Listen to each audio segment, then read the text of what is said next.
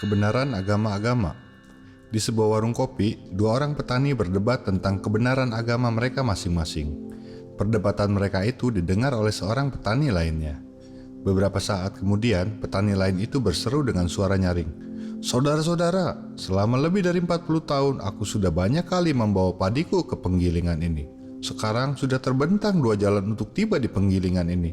Tetapi sahabat-sahabatku yang terkasih, tidak pernah sekalipun juga pemilik penggilingan ini bertanya kepadaku, jalan mana yang kupakai. Ia hanya bertanya, apakah padimu baik?" Diceritakan oleh Brian Kavanaugh. Hukum Allah dan hukum dunia. Dahulu kala sudah menjadi suatu kebiasaan bahwa komunitas-komunitas religius hanya makan roti dan minum air selama 6 hari dalam pekan suci. Pada hari Selasa dalam pekan itu, beberapa pengunjung yang telah melakukan perjalanan jauh menemui pembimbing rohani biara itu.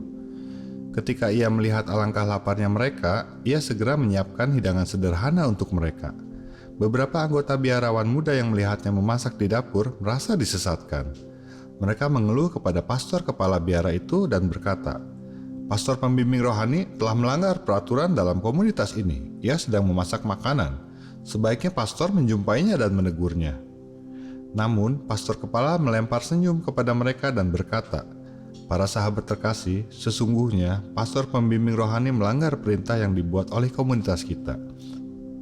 Tetapi dengan menunjukkan keramahan kepada para pelancong itu, ia berpegang teguh pada perintah Allah. Diceritakan oleh William R. White. Nama samaran. Mark Twain adalah pelawak Amerika ternama di akhir abad ini. Banyak orang tahu bahwa nama aslinya adalah Samuel Langhorne Clement, tetapi hanya beberapa orang yang tahu mengapa ia tak pernah menggunakannya. Mark Twain dalam bahasa kelautan berarti 2 depa dalamnya.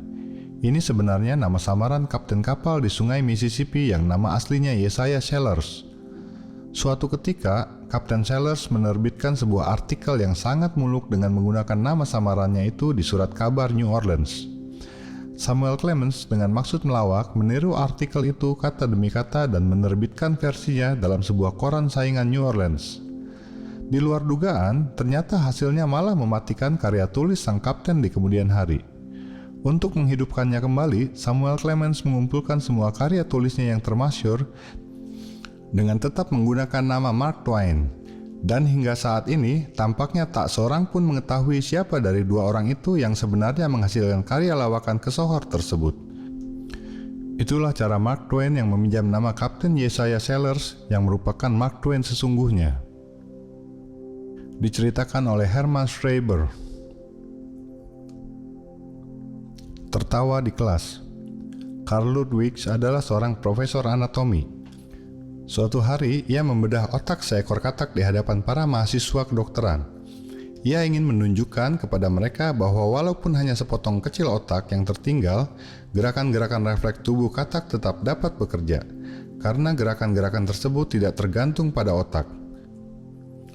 Tak seberapa lama setelah sang profesor membedah otaknya, katak itu melompat sangat jauh dan mendarat di wajah salah seorang mahasiswi kedokteran yang duduk di barisan terdepan. Mahasiswi lainnya bersorak-sorai. Setelah mereka tenang kembali, profesor itu mengingatkan dengan suara datar, "Saudara-saudari, sekarang kamu melihat bahwa kecil otak yang dibutuhkan untuk menjadikan seluruh kelas tertawa." Diceritakan oleh Walter Birkmeyer. Siapa yang mengisi kubur? Penguasa kenamaan Jerman Frederick Agung biasa memberikan nasihat ini kepada sahabatnya. Jika Anda sakit dan harus mencari seorang dokter, pilihlah dokter yang telah banyak mengisi kubur. Suatu saat, seorang dokter spesialis muda diperkenalkan kepadanya. Maka hal pertama yang ditanyakan si tua Fritz, bagaimana ia biasa dipanggil, kepada dokter muda itu, yakni, "Berapa banyak kubur telah kau isi?" Dengan sikap hormat yang tinggi, dokter muda itu menjawab, "Yang mulia, tidak sebanyak yang kau isi, tetapi dengan pemberitaan yang jauh lebih sedikit." Diceritakan oleh Walter Birkmeyer. Aku mengatakan demikian kepadamu. Seorang ahli fisika Prancis berenang di tempat pemandian umum. Ketika sedang mengganti pakaian renangnya di ruang ganti, ia mendengar seorang pria di bilik sebelah batuk sangat parah. Ia menunggu pria itu keluar.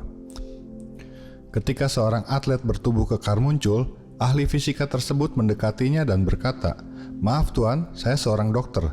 Jika saya diperkenankan memberikan sedikit nasihat kepada Anda, saya akan mengatakan, berhati-hatilah dengan batukmu. Mungkin sekarang tampak tidak berbahaya, tetapi ia dapat berkembang menjadi lebih gawat." Atlet itu menoleh kepada dokter dan berkata, "Terima kasih atas nasihatnya itu dok, tetapi saya benar-benar sehat. Batuk itu tidak akan berarti apa-apa." Beberapa bulan kemudian, dokter itu kembali untuk berenang. Masyarakat memberitahukan dia bahwa atlet bertubuh kekar itu telah meninggal dunia. "Apa penyebabnya?" tanya dokter itu. "Sejenis penyakit paru-paru," sahut mereka. Maka dokter itu mengulangi apa yang biasa ia katakan ketika orang menolak mengikuti nasihat medisnya yang mengakibatkan kematian. Baiklah, itulah salah satu berita yang disukai oleh dokter. Hal ini selalu membahagiakannya. Diceritakan oleh Walter Brickmeyer.